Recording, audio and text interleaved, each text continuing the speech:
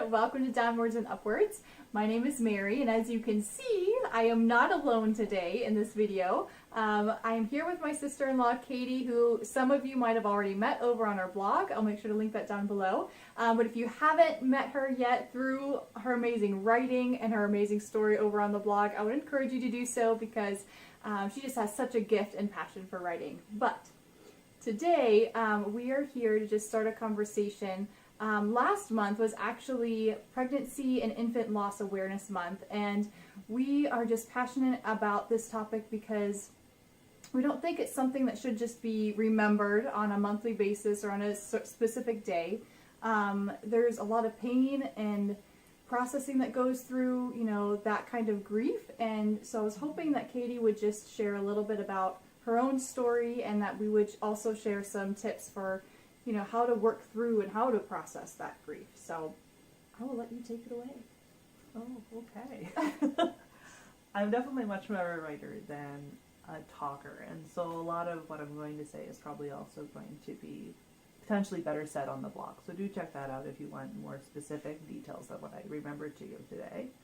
But I guess the short version of my story is that in 2015, the end of the year, I had an ectopic pregnancy.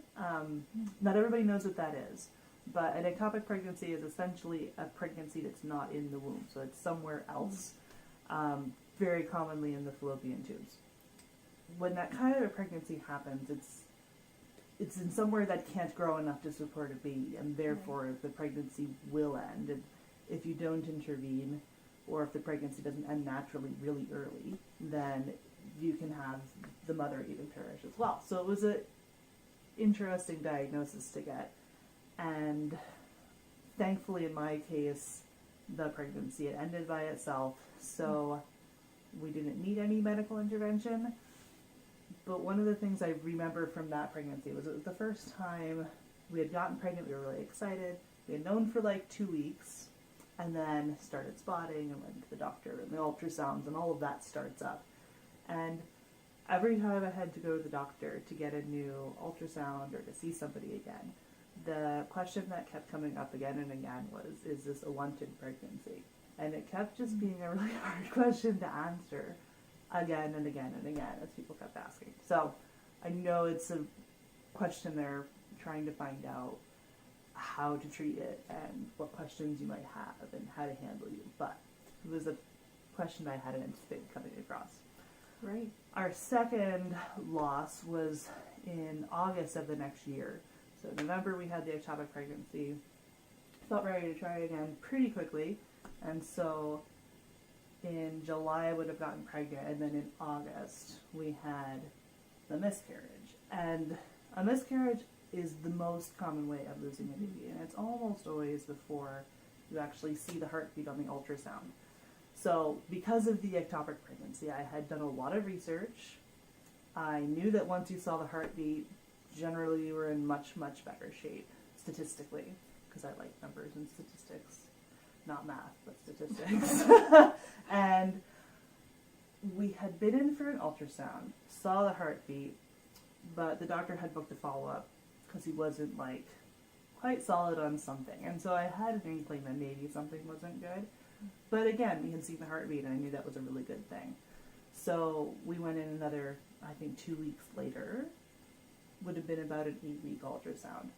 And I remember the technician being this really sweet, bubbly lady who obviously loved doing ultrasounds and showing you your baby. She was into it.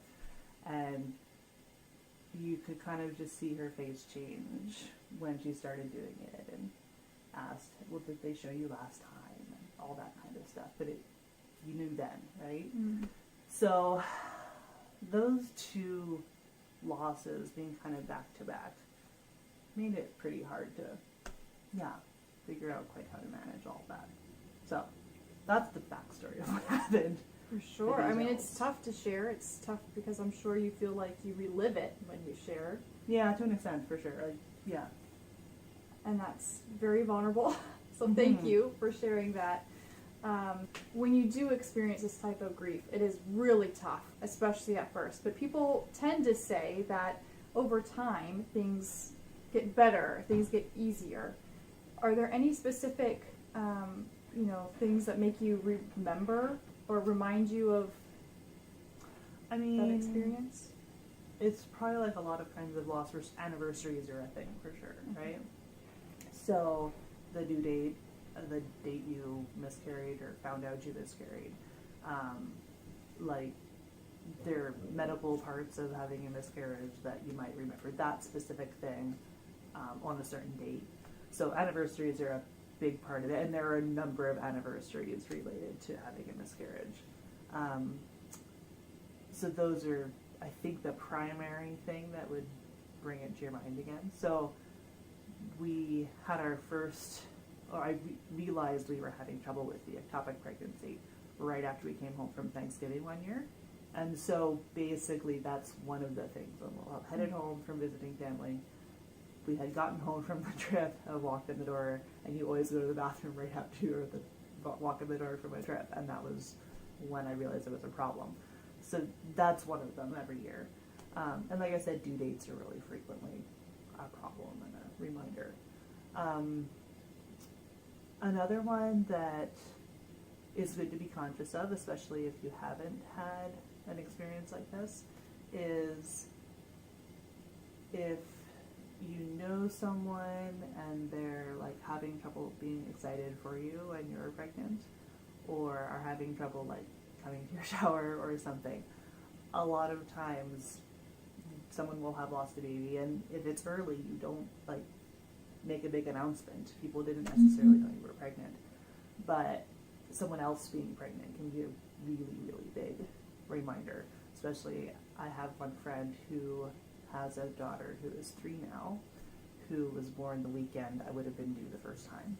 So I love this woman. She's a really good friend, but like her whole pregnancy, I knew that was her due date, and it just kept being a reminder, right? And so her daughter being 3 now, like that's how old the first baby would have been. So seeing a 3-year-old can do it sometimes, or that particular story remembering when the day would have been and how old they would be and those kinds of things. I know I've heard some people talk about seeing a kid who somehow looks like you or looks like one of your other kids. Can be a thing as well, because you don't know what the other ones would have looked like, and usually you just end up with a lot of questions. So those moments of being like, oh, I wonder if they would have looked like this, would they have had dark brown hair like this little one, can be another thing. Brings it up again. So that's a lot of emotion impacts. Yes. How have you worked through that?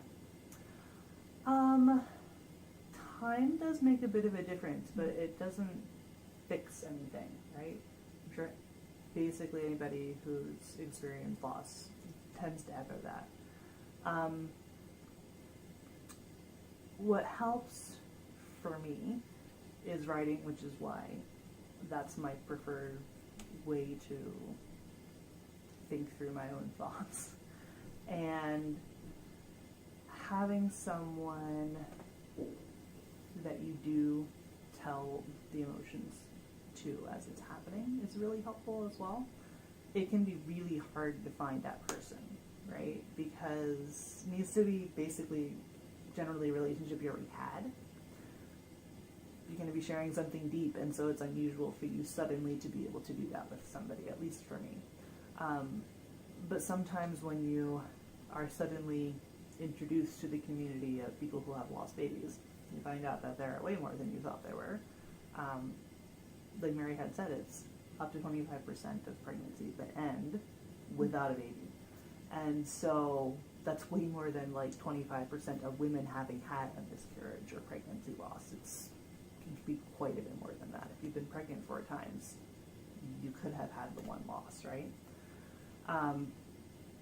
Finding somebody even online can be really helpful. So I'm really excited that you guys were able to join us as Katie shared some of her story here on YouTube. As you can see, she's not here with me right now, and that's because we tried to get all of this done during nap time. And all three of our kids woke up early, imagine that. And so we had to go be moms instead.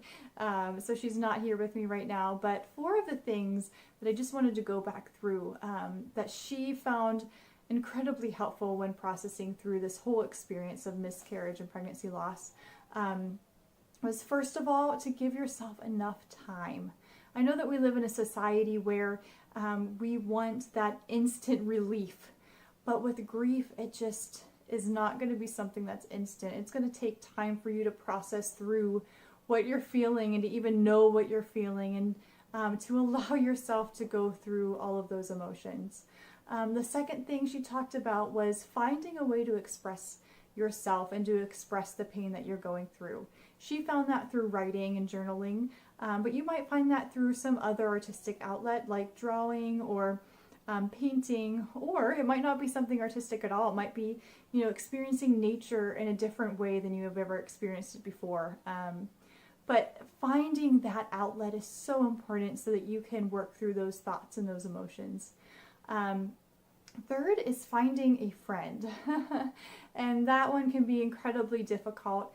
But if you have someone in your life that is already living life with you, that you trust, and that you can share on this deep of a level, it's really important to have someone like that to run to.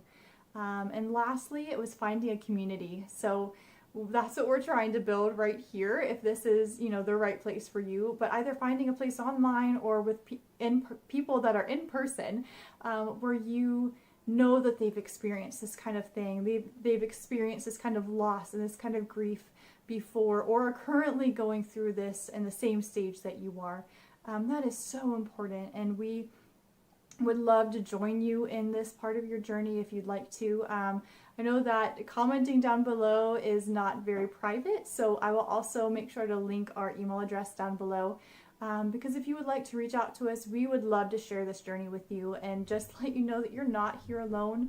That statistic of 25% of pregnancies, that's a big statistic. So you are not in this alone, and we want to be with you and to support you through whatever stage of grief that you're going through right now. So thank you so much for joining us today, and we look forward to sharing some more videos with you soon.